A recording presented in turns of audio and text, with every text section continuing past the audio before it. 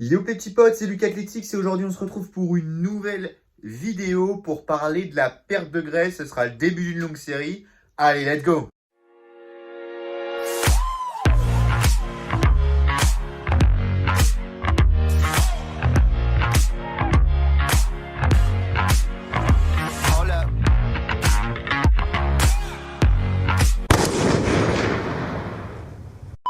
Bon, eh bien, écoutez, pour éviter de se perdre avec des termes ultra scientifiques et ultra complexes, on va commencer par une analogie, une comparaison à un compte en banque.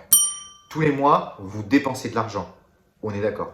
Et tous les mois, vous en recevez si vous avez un travail, des épargnes, etc. Et bien votre corps, c'est une banque, et une banque très compétente. Tous les mois, vous allez perdre, gagner de l'argent ou avoir un bilan stable. Voilà, si vous avez un bilan positif, vous allez prendre du poids. Si vous avez un bilan négatif, vous allez perdre du poids. Et si vous avez un bilan stable, votre poids va stagner. Premièrement, ton corps est une excellente banque à calories. Donc, elle va conserver les calories dans les tissus adipeux, c'est-à-dire les graisses. C'est tout ce que tu veux perdre au niveau du ventre. Bref, en plus de ça, c'est une banque super arrangeante. Elle va prendre toutes les modes d'échange, que ce soit les protéines, les lipides, les glucides ou l'alcool. Donc ce qu'il faut que tu retiennes, c'est que ton corps, il accueille bien volontiers l'argent et il l'épargne à la fin du mois. Dans le corps, la monnaie d'échange, c'est la calorie. Et donc, comme dans un pays, il faudrait que tu comprennes comment fonctionne cette monnaie. C'est pour ça que je vais t'expliquer comment fonctionne la calorie. Allez, let's go! Bon, une calorie, c'est quoi? C'est la quantité énergétique entre guillemets, qui va te permettre de passer d'un litre d'eau à 14 degrés, d'un litre d'eau à 15 degrés. Quand tu vas faire des activités, faire du sport, respirer, il va y avoir des échanges de chaleur qui sont quantifiés en calories. Votre métabolisme, c'est la quantité d'énergie que vous allez avoir besoin pour répondre à l'ensemble de vos besoins de la journée. Votre métabolisme basal, c'est l'ensemble des calories que vous allez dépenser si vous ne faites aucune activité pendant la journée. Et c'est le minimum de calories que vous avez besoin pour survivre. La méthode la plus précise que vous pouvez appliquer actuellement, c'est vous peser en début de semaine, vous pesez en fin de semaine, notez tout ce que vous mangez par exemple sur l'application MyFitnessPal et en fonction de si vous avez perdu ou pris du poids, vous savez si vous êtes en déficit calorique ou vous êtes en surplus calorique. Bon, ce qu'il faut que tu comprennes, c'est que tu dépenses plus d'énergie quand tu te déplaces, quand tu fais une activité physique, que tu fais de la muscu, du judo, n'importe quel sport, tu dépenseras plus de calories. Pareil, si tu manges moins, tu auras moins de réserve énergétique et donc tu t'approcheras un peu plus de la perte de poids. Mais attention, ce n'est pas si simple que ça. Dans la pratique, on parlerait de manger moins et de bouger plus.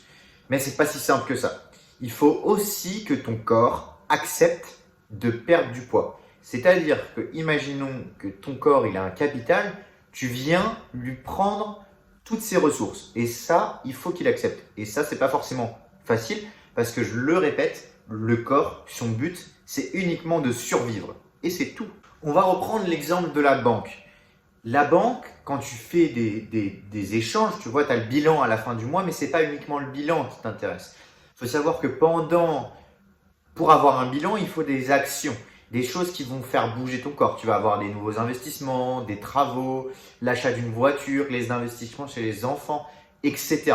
Et ça, ton corps, il faut que tu comprennes que ce n'est pas un objet figé, qu'il ne reste pas statique et pendant toute cette perte de poids, il va y avoir des modifications à l'intérieur. Et ça, il faut qu'il accepte. À l'intérieur de ton corps, il va y avoir des changements de composition corporelle.